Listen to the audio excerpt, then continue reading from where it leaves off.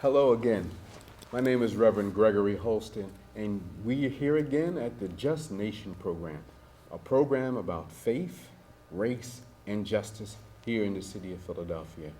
And we're always excited again for our guests that we have today on today's program. There was a very special report that was brought out by our Philadelphia District Attorney's Office on Juneteenth. And that report was called the Racial Injustice Report. They talked about our criminal justice system and the continual racial disparities of black and brown people being overrepresented in the court systems here in the city of Philadelphia.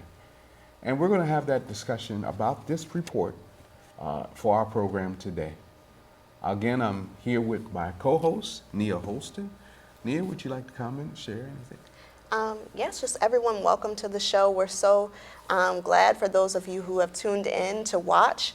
And we're going to have a great discussion today. We're really going to get into some difficult topics, but hopefully some hopes for the future, the hopes to make change and the hopes for a better and more just world. And so if it's okay with you, Reverend Holston, I'm going to turn it over to our guests so they can introduce themselves. Yes, well, why don't we start on this side? Okay. I am Timothy Welbeck. I'm the director for the Center of Anti-Racism at Temple University. I'm also a professor of Africology there and the civil rights attorney for CARE Philadelphia. We'll start with you, Wes. All right. I'm Wes Weaver. I'm the Director of Analytics at the District Attorney's Office Data Lab. The Data Lab is a new-ish unit at the District Attorney's Office, started with the current administration. And our job is to kind of collect and pull in data from around the criminal justice system in Philly and kind of help the office, help the DA make data-informed, evidence-based decisions and policy. Excellent, excellent. Ms. Didi? Hi, my name is Ms. Didi. I've been an advocate for over 27 years, and I'm organized with CABI, which is Coalition to Abolish Death by Incarceration, Free the Ballot, Human Rights, and whatever other groups that has to do with people's rights. So excited to have all of you. And so first question I have is, many of you have indicated a background of organizing, of work in this area. What brought you to being a part of trying to deal with the racial injustices in the criminal justice system? Timothy, why don't you start? Oh, so I was born in Memphis, Tennessee, and grew up in Atlanta, and so much of my early years, my formative years, I was hearing the stories of the titans of the civil rights movement. And so many of their stories captivated me, and for most of my life I thought that it was a historical fight that had, to some degree, ended. And so I didn't think of it as something I could insert myself into. And then when I got to undergrad, I went to Morehouse College, and when I was there, I was a part of a service learning program. And through my service, I was volunteering at a nearby middle school. And so my first day there, I get there and I meet the teacher whose classroom I'll be participating in. And she told me that for the most part, she didn't really need my help, but she needed help managing one student. She pointed in the back and said, if you can keep Cedric at bay, I can manage the rest of the class. Because she said once he gets disruptive, he begins to distract his section of the class, and one student turns to 5 turns into 10, then I lose the class. And so I look at him and I say, he's a skinny kid. I don't know why he's giving her some difficulties. And so she gave me a worksheet. She said, if you could finish this worksheet, that's all he needs to do for today. It was a front and back worksheet. So I go sit next to him, and they were talking about cell division. So we walked through it. He seemed like he understood things pretty clearly. And so I asked him to write his name on the paper, and he slowly printed his name, and he said, I just learned how to spell it last week. And I was stunned. And I said, did you just say what I think you said? Did you just say you just learned how to spell your name last week? And he said, yeah. And so I don't remember much of what happened in the immediate moments thereafter, but it was a blur. The bell rings, class is over, and he leaves. And I go over to the teacher and I tell her, the reason why Cedric is having issues in your class is he's illiterate. And she says, yeah, I knew that. He's 15. This is his third time in the 6th grade.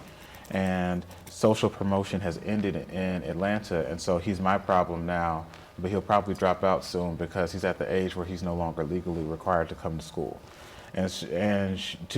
True to her word, he stopped coming to school, and I never saw him again.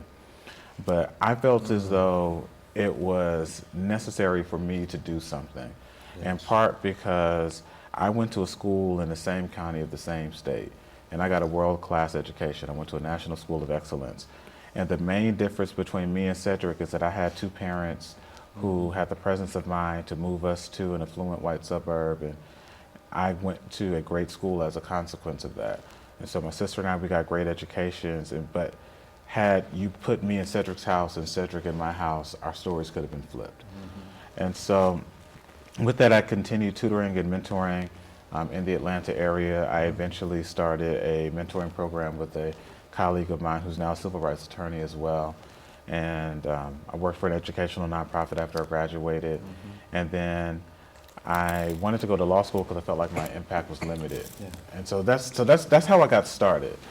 Cedric was a transformative experience for me, and it was one of those ways that I realized that the fights that I had learned about in history were still present. They had just changed names and faces. Thank you for sharing that. Miss Dee Dee, would you like to share a little bit about? Sure. I got into advocacy. First and foremost, I had a younger brother that was murdered by gun violence. And it was nobody there to help my family and I to get through this.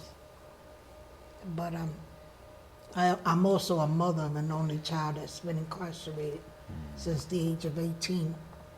And it's going on 30 years. And he didn't take a life, but because he happens to be in part of the group of someone dying, he got the same sentence as the person that killed the person. But my thing with this is that I notice is always the black and the browns that get cut up from under. You know, this report is fantastic, but it's nothing new to people as myself, because racial has always been a thing since I can remember, especially in the system. And you know, and you take, fine example was that kid you just talked about. Yet had he been not a black kid or a kid of color, I'm pretty sure somebody would have put their hands out to help him learn how to write and read and everything. And that's how it is. System, you know, is built. It was built to do exactly what it's been doing Yes. for centuries. People keep saying, and I get angry when they say, "Oh, the system broken." No, it's not. It's built to keep doing what it's always been doing, Absolutely. and that is to keep our people under. Because if you're not the color they want you to be, then there's no hope for you. And it's not only in the judicial system, but it's also in the housing. It's also, they wonder why we're down so much, but y'all stop us from getting our children to get good jobs. Why? Because of the color of their skin. You know, and that's why I fight. I fight for people's rights. Oh, so thank you so much for sharing that. Wes, you like to share? Sure. So I grew up in southern Lancaster County, very white, very Amish area. One of my neighbors was Amish. And my dad was an electrician, still is an electrician. Not a union electrician. He worked maintenance at a school. My mom worked several jobs. And so like when I was young, I got really into like labor and like working and what does it mean to work. So ended up going to Temple University, undergrad, and became a labor organizer. So for 5 years, I was in Philly organizing workers from a bunch of different like backgrounds, but it doesn't take long organizing labor in Philly before you realize that it's a racial justice issue as much as it is an economic justice issue, and that like it's the same thing. Like if you're interested in labor rights, like you have to be interested in racial equity, and that also leads to, like if you think about why like economic disparities are what they are, well, it leads you to criminal justice and racial equity and criminal justice. What are the systems that keep the people that I was mainly organizing with at jobs where they're making $7 an hour?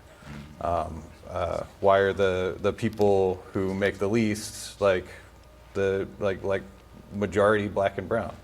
That led me to, after I had been organizing for 5 years, I sort of pivoted my career to data and research. I went to grad school, with the goal of pursuing this like on a larger scale in policy and research. So that's how I ended up at the district attorney's office.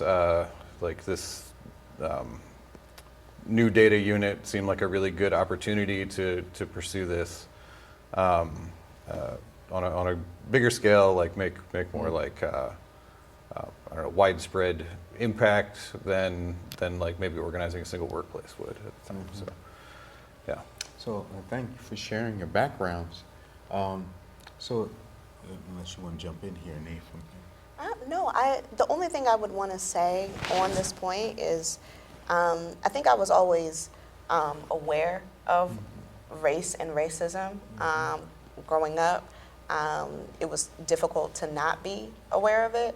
But I think what has been impactful for me is throughout my experience in advocating for racial justice is that in response to black resistance to oppression, there's always been repression that follows that, right? And so we saw the gains of the civil rights movement that in the South, Confederate monuments started to go up. Those Confederate monuments weren't there in the 1860s and 70s. They were put there in the 1950s and 60s to directly respond to a lot of the gains of the civil rights movement. A lot of what we're seeing with mass incarceration was a direct response to that form of resistance from black and brown people to rise up and say, we're not going to take this. We deserve to be treated equally and fairly. And so we see that it's gotten stealthier. And we even see that today with some of the more recent decisions, more recent court decisions. And so I think in terms of the legacy of racial injustice, what we've seen is that it doesn't just end, it evolves. Yes. And that we have to continue to keep fighting around these issues. Absolutely. Yes. Yeah, absolutely. Wes, why don't you share with us some of the key findings in this racial injustice report, disparities in the Philadelphia criminal court system?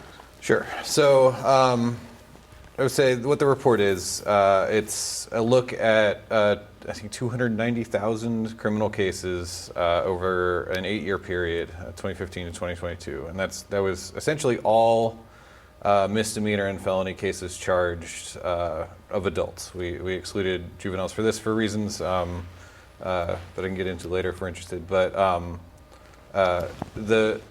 we broke it into like some key touch points. So starting looking at police stops and arrests, looking at the charging touch point, so like who gets charged and with what, looking at bail and pretrial detention, how bail is set, who gets held in prison pre-trial, looking at the ultimate case outcomes, and then looking at sentencing.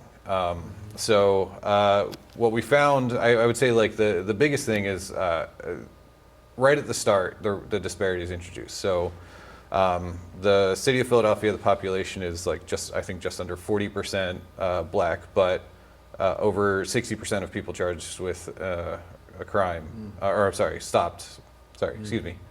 Over 70% of people stopped by police are black. Over 60% of people arrested are black, and it just carries through the rest of the system.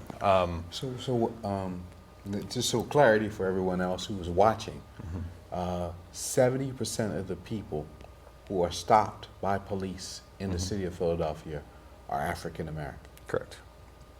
Population less than 40%. Correct. And that was from 2015 to 2022. Okay. And also of people stopped, of all people stopped, if you were black or Latinx, you were 1.5 times more likely to be searched. So if keeping all things equal, like if you were white, you were much less likely to be searched after a stop by police than if you were black.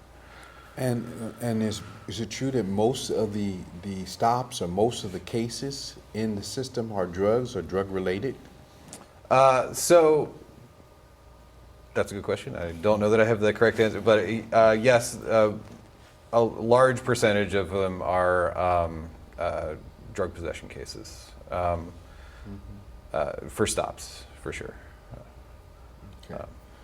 And so I'm just throwing it out, and everybody else can jump in if they want. I think all of the studies have shown that blacks and whites use drugs pretty much at the same amount, Yep. same level, and they tend to sell drugs to each other.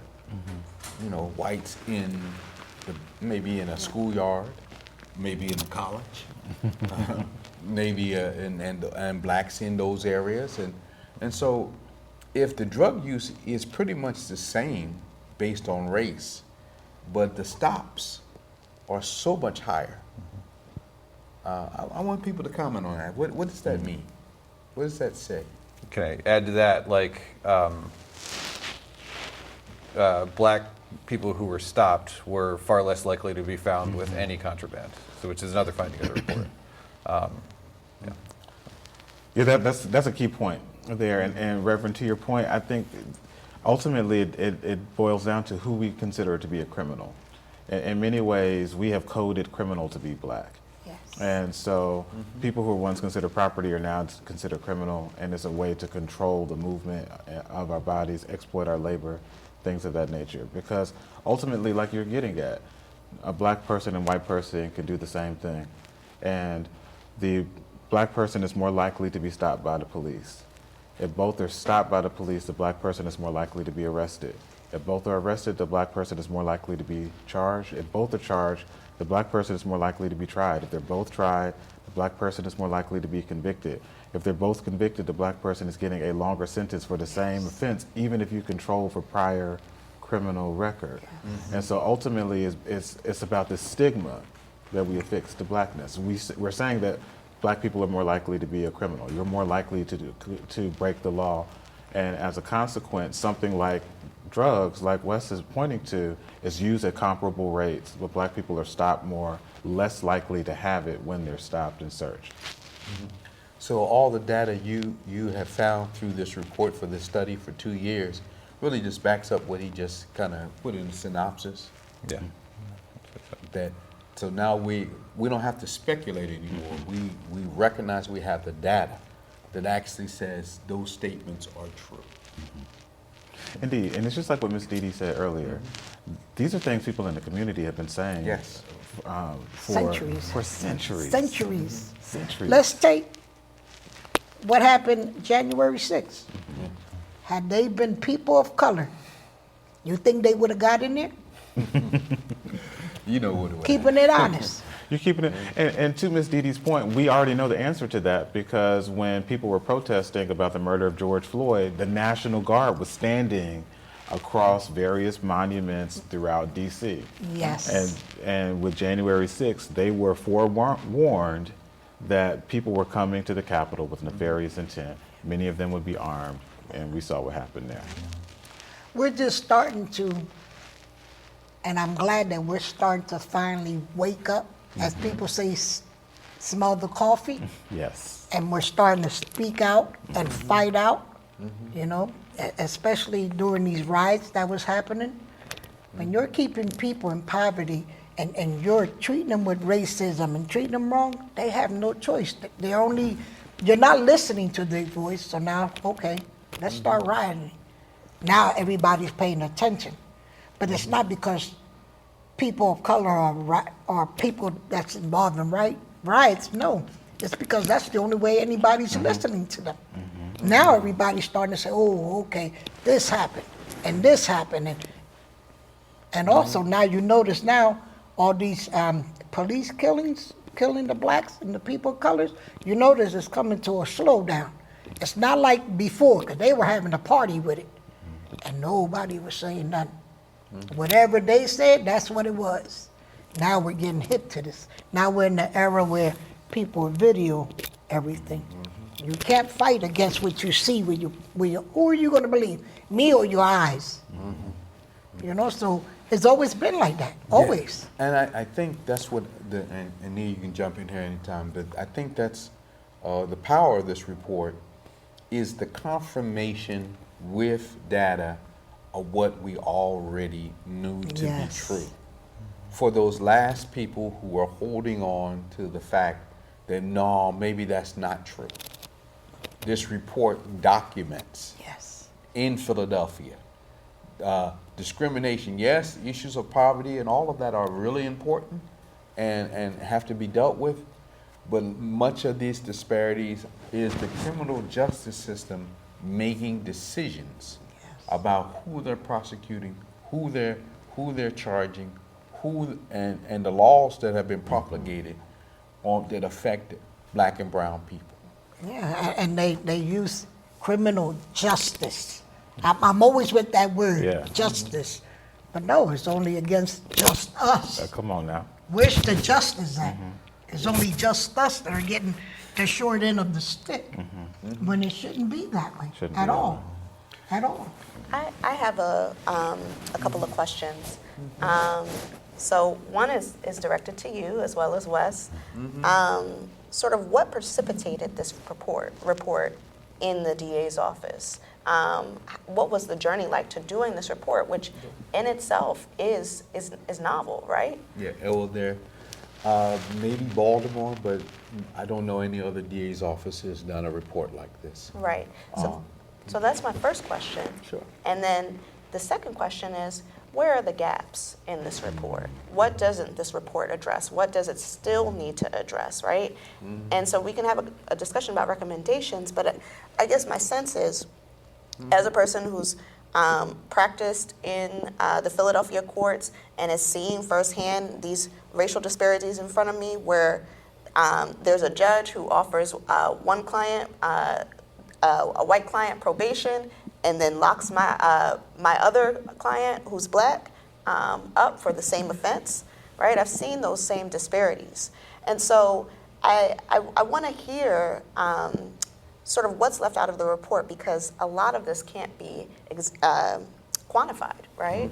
And so I want to hear about both of those. So if we could, I'll answer the first question, and maybe Wes can answer the second one by first saying all of the other findings, so that people know what those findings are, and then he can talk about gaps.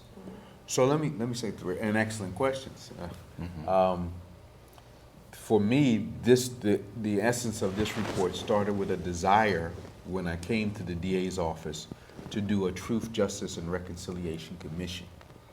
They were supposed to really tell the stories of individual people and how their experiences with the criminal justice system here in Philadelphia.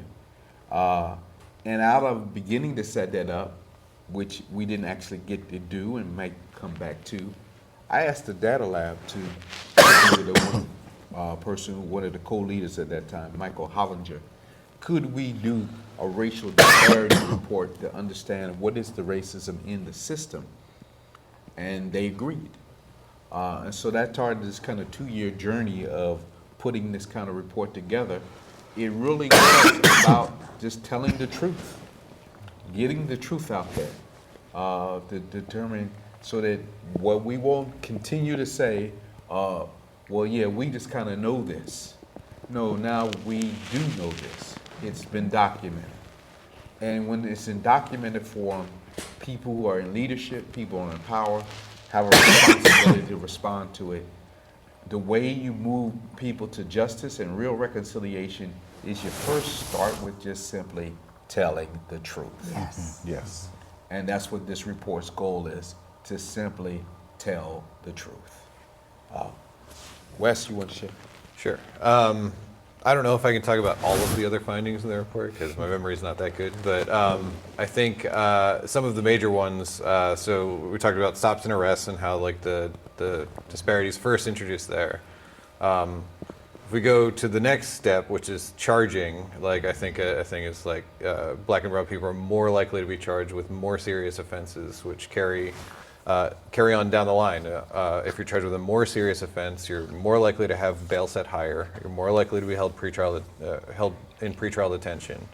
The next step, like for outcomes, like you're more likely to like face like harsher sentences.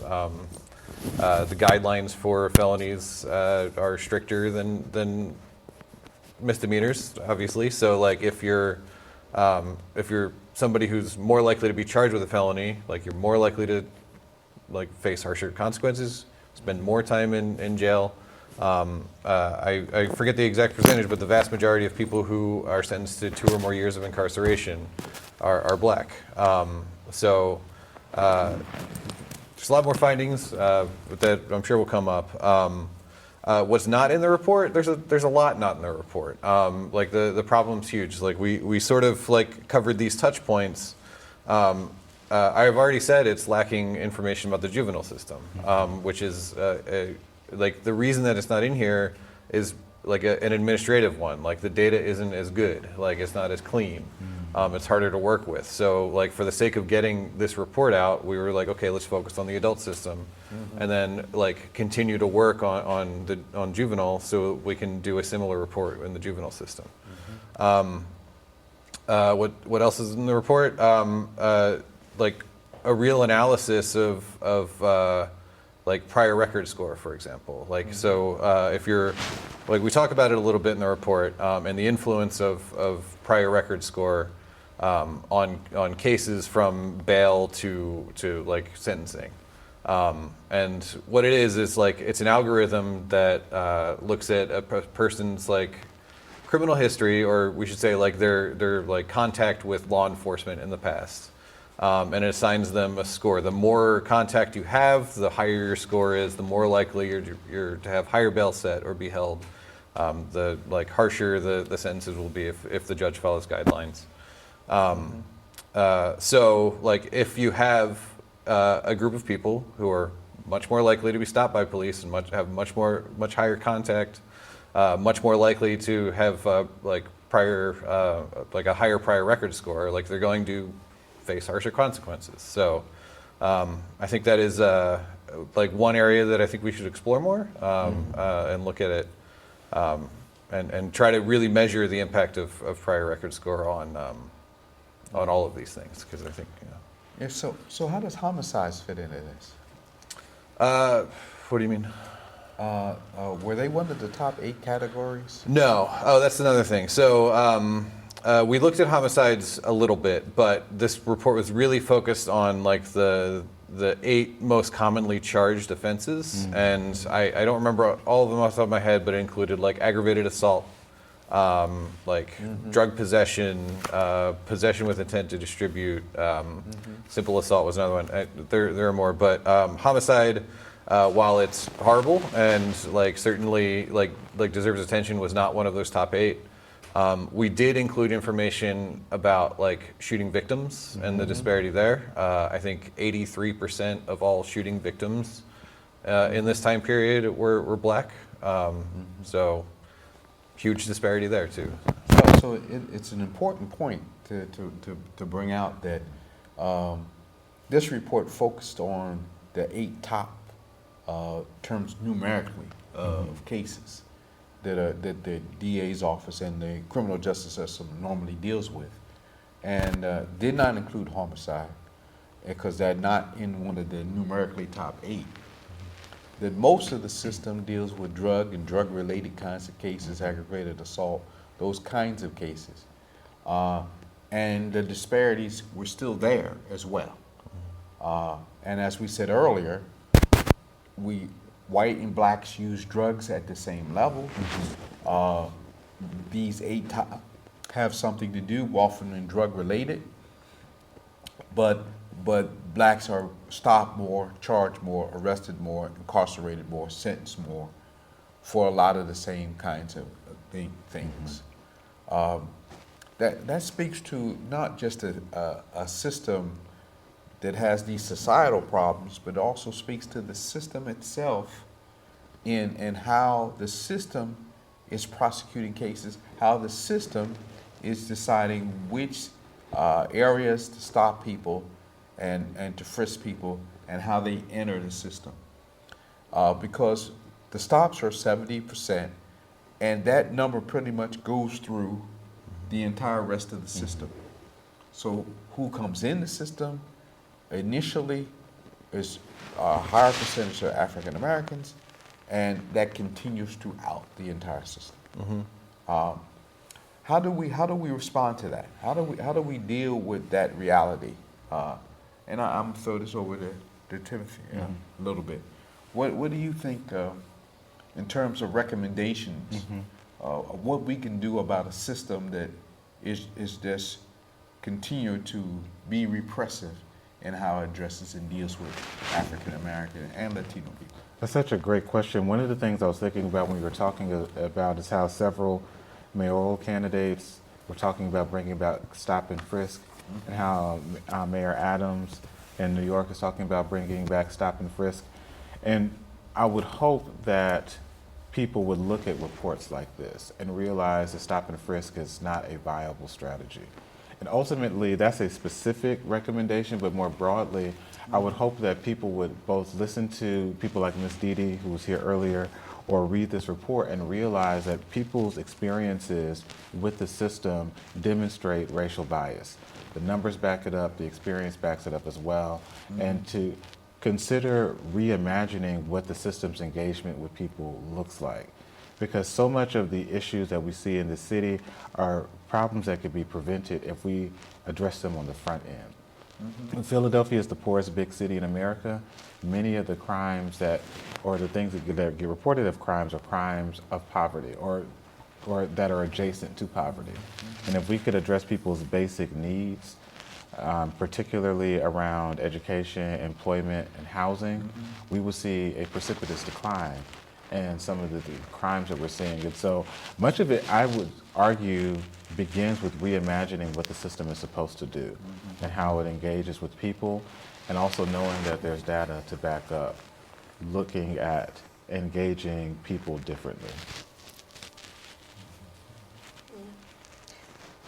I think one of the things, I really hear that. I think one of the things that, I'm thinking of that when I had my question earlier about the gaps in the report, I'm thinking of the sort of dignity violations, right? And I've brought this up before, that come with, a situation where everyone knows you're being treated differently on account of your race, but no one's saying it. And that doesn't change the fact that you are being treated differently in those moments, right? And so what does that say to people like myself, to others that are experiencing that, and that are experiencing it because of some of the attitudes and policies that are reflected in the report, right? These numbers are numbers, but they're also individual people and individual experiences as well, that make up what we find in this report, and that aren't easily encapsulated, right? And that have had effects on people that we can't even really quantify, right? And so how do we begin that work of repairing that damage? How do we begin that work of saying, well, because you experienced this, not only I'm sorry to start with, but also what can we do about it? How can we heal you? Yeah, I think what you say is very true. The problem is first getting the system to recognize the truth. That's true.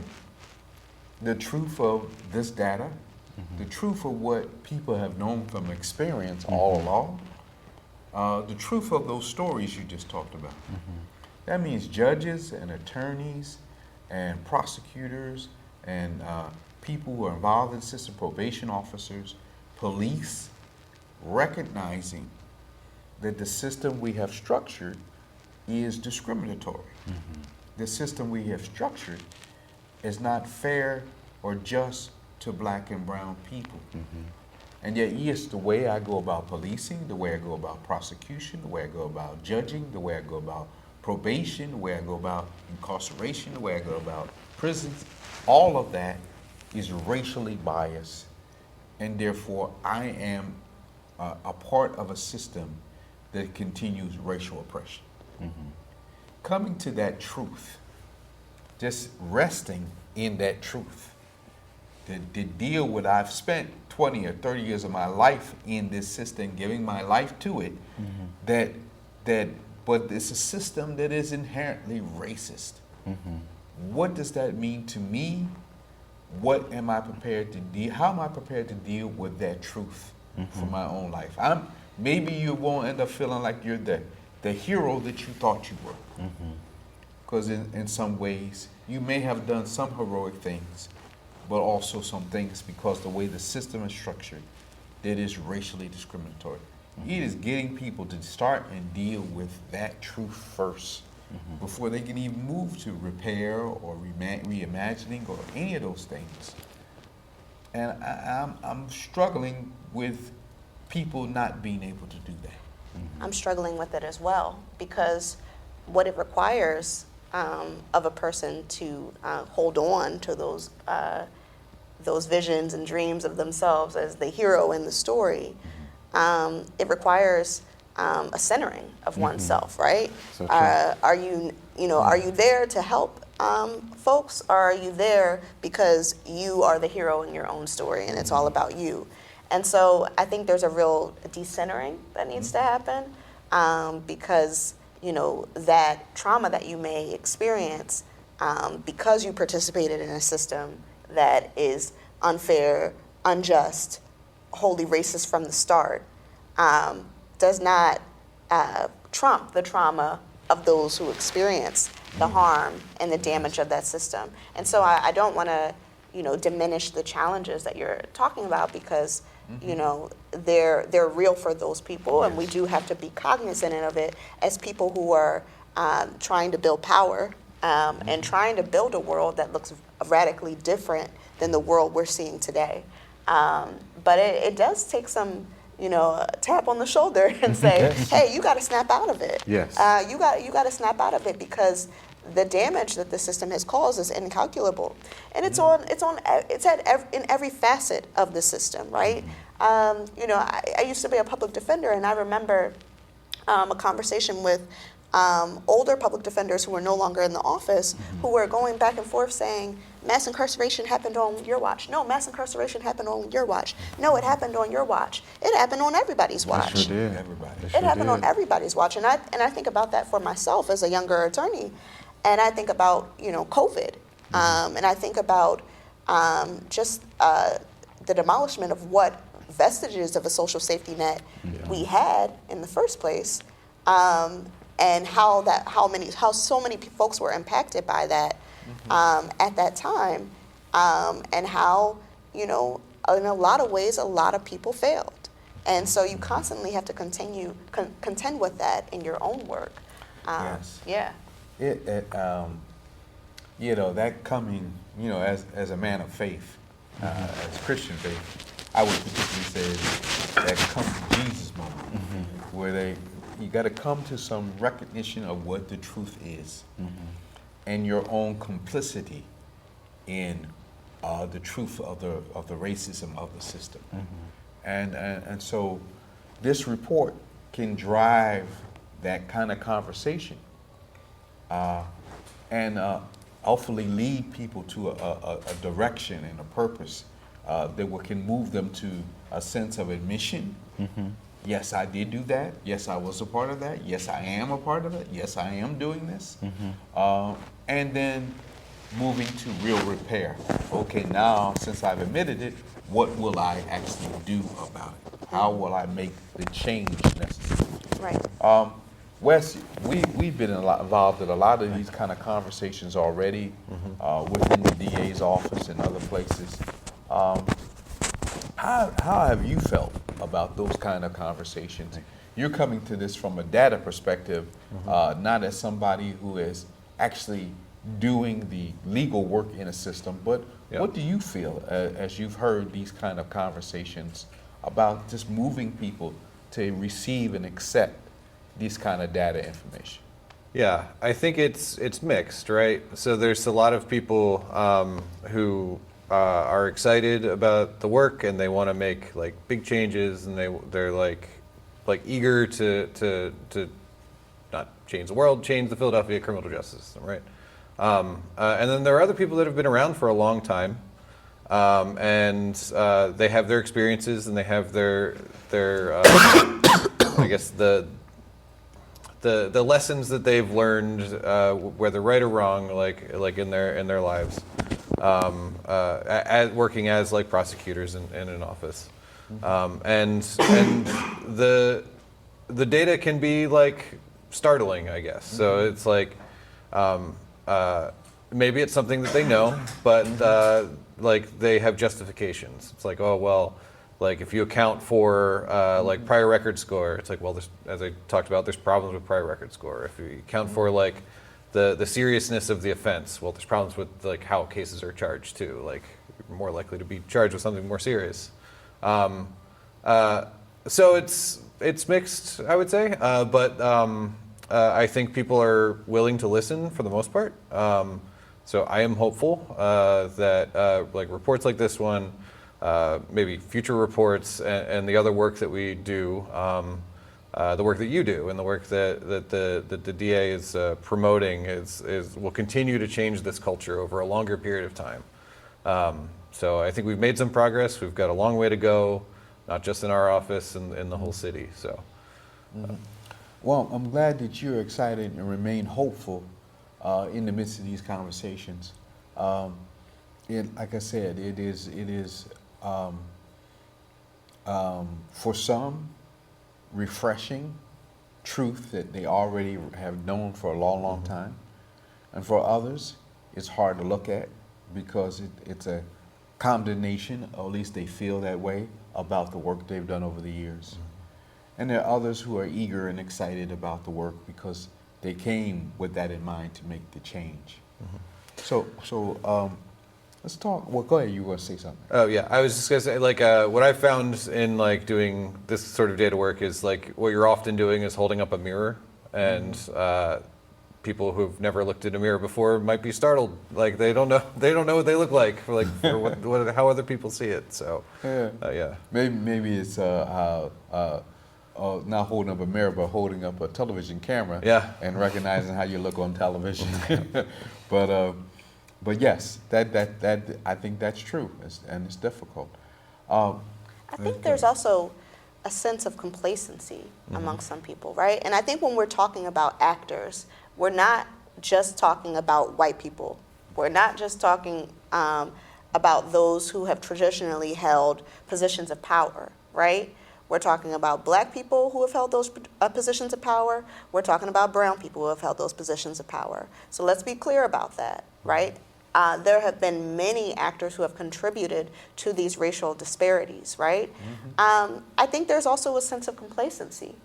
There's a sense of, well, as long as I can get up and get mine and climb my way through the ladder, sometimes by sheer will and all of that, that things are okay, and I don't necessarily have to look back. And maybe those folks who were ensnared by the system, well, they did something wrong, or they didn't have good parents, or they didn't, something wrong happened along the way, and so I want to distinguish myself from those people, right? And so I think we have to contend with that. Philly has a sizable black population and a number of black folks in leadership that are also responsible for perpetuating these racial disparities. And so I think we have to be honest about that as well, and that it's a challenge, but it's something that is incredibly worthwhile to do. Absolutely. I think the power of your statement there is again, the players here are not just white. They're people of all races, all backgrounds, some with sincere interest in justice and wanted to provide justice. But the reality is that the system was set up in a way in which they continue to perpetuate racial injustices, racial discrimination, and racial disparities. And almost divorcing yourself from the fact that you're in a system, but now I need to find a way to correct it. Some of these things were your fault, some of these things were not your fault. But some of these things, what's question is, what do you do about it now as an actor, as a player in the system? And so I want to keep going back to the stops piece and then really talk a little bit more about recommendation in the time that we have left. Because again, it starts with the stops. And we could stop people in all areas of the city of Philadelphia in the same ways we do it in areas that are poor and are black. And that we could prosecute many people for drug-related offenses, because again, all the studies show that drugs are sold all over the city, in major universities, and all over this area. But I don't think the issue is having more stops. The issue is using that practice in a way that is certainly more efficient and more helpful to the community as a whole than what is happening now. We were one time at 250,000 stops in 2009. The number of stops have gone down, but the disparities still remain. What can we do if that's the entry point? That's the beginning point. If the disparities start there, what can we reduce? How can we reduce those disparities at the point of stopping people? And that's about the police. What can we do to recommend to them a way so that it's more fair and just to everyone? Just throwing that out as what does the report say? Does the report say anything about that? Do you have any thoughts about that, Wes, at all? Yeah. I don't think that the report makes a recommendation here. I think it's a tough question. We don't want to replicate, blanket stopping people on the street and like all over the city. We should probably reduce that in the areas where it's happening the most. I think there have been a lot of changes recently to stops and searches, not just pedestrian stops like stop and frisk, but also like vehicle stops. Change in law now police are required to have a warrant to search a car. That's fairly new. That wasn't the case a couple years ago. So I see these things as like positive steps, I guess, if we can maintain them. As far as like how to suggest police stop differently, I don't know. Welcome to your thoughts. Well, I think, working at the Abolitionist Law Center, right? Like I think the question is not how can the police, do a better job or get more training or do all of those sorts of things, right? I think really the question is, how do we get to the world that we want? How do we get to the world that we want that is where everyone has what they need to thrive, where folks are treated with respect and care, that the land is treated with respect and care? And I think that's a really important place to start because it helps you to see the general vision, right? It helps you to get to some of these more granular details. And to even be able to do that, you have to be able to account for what's happening right now in terms of the stops, but also what's happened in the past. And so the report does really identify, some models that can be used to allow folks to challenge their sentences. The California Racial Justice Act being one of them, right? And so I think that is incredibly important. I think the way folks are policing the city, I think one thing that the report sort of kind of gets into but doesn't really as much is just the harms that can spring from that one stop or that one arrest or that one conviction, and sort of following someone through through a case, identifying all of those different racial disparities that are at play. And when you do that, it really opens up, okay, well, this is something we want to limit as much as possible. This is something that is not helping us. It's not making people safer. It's not, doing the things that it needs to do. And so how do we get to the world that we want to actually live in rather than thinking about, okay, well, what can we do just to limit the stops, right? Yeah, I think, well, and one of the points you were talking about is that, and one of the points that was suggested in the report was that we do a little bit more at the charging level. Yes. That as these stops come in that are racially disproportionate, maybe at the charging level, if we had more time to do more review and was more careful with that review. Some of that is legislative. Some of that can maybe be done with the DA's office. That we can do some things there to catch cases, because we found out that, if I recall, one of the things we found out was that more cases by black defendants are actually withdrawn. Yep. So they start with a disproportionate number that are stopped, but also as you go through, we found out we shouldn't have those cases in there in the first place. And so more cases involving black people are withdrawn. If we can catch that earlier at the charging level, before somebody actually is incarcerated because they can't make bail, then we can make the system a little more fair and just. If the charging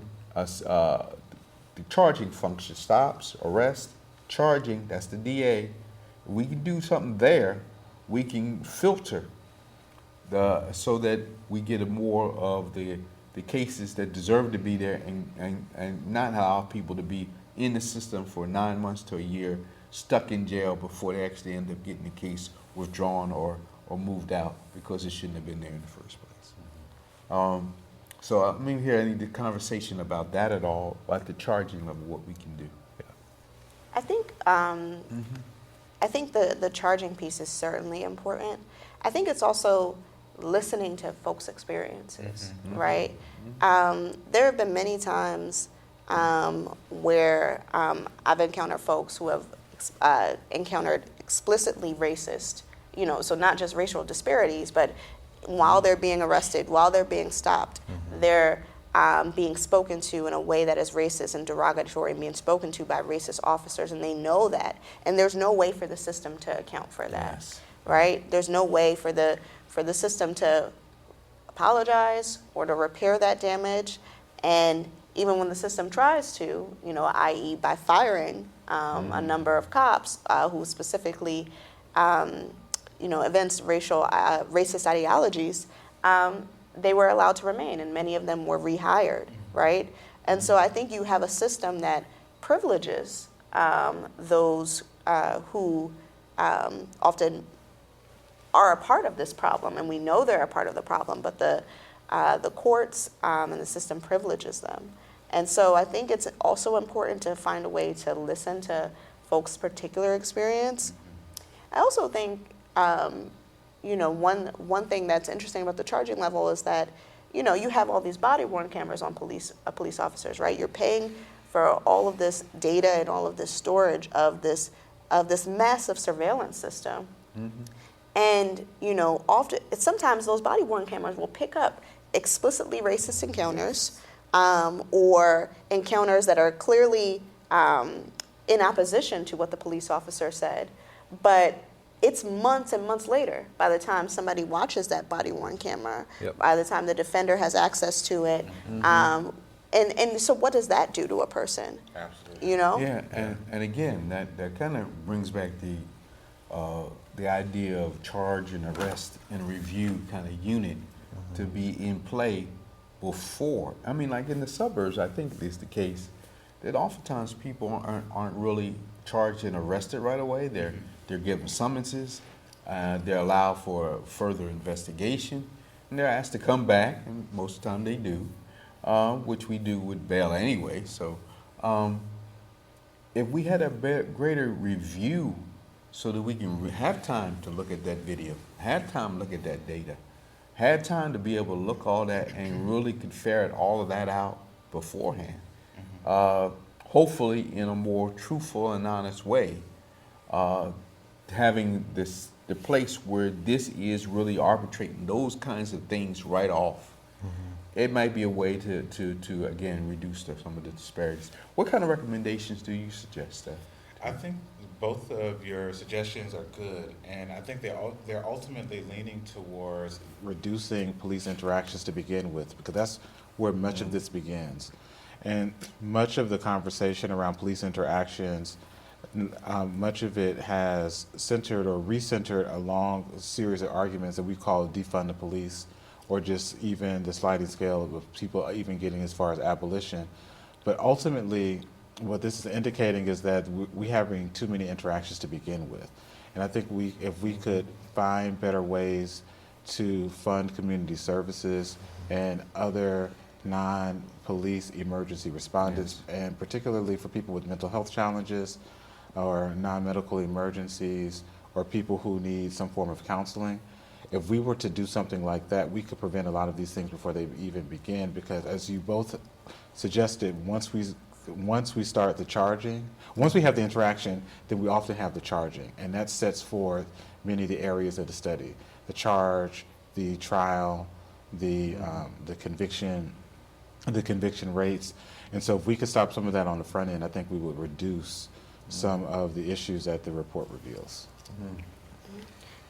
I also think, the reality is, and this report is so important because it doesn't just start with the criminal legal system, but the reality is we live in a state and we live in a city that is massively underfunded in terms of its education, where you literally can have a lawyer go into court and believe that he is legitimately saying it's okay if folks are not learning algebra because they're on the McDonald's track anyway.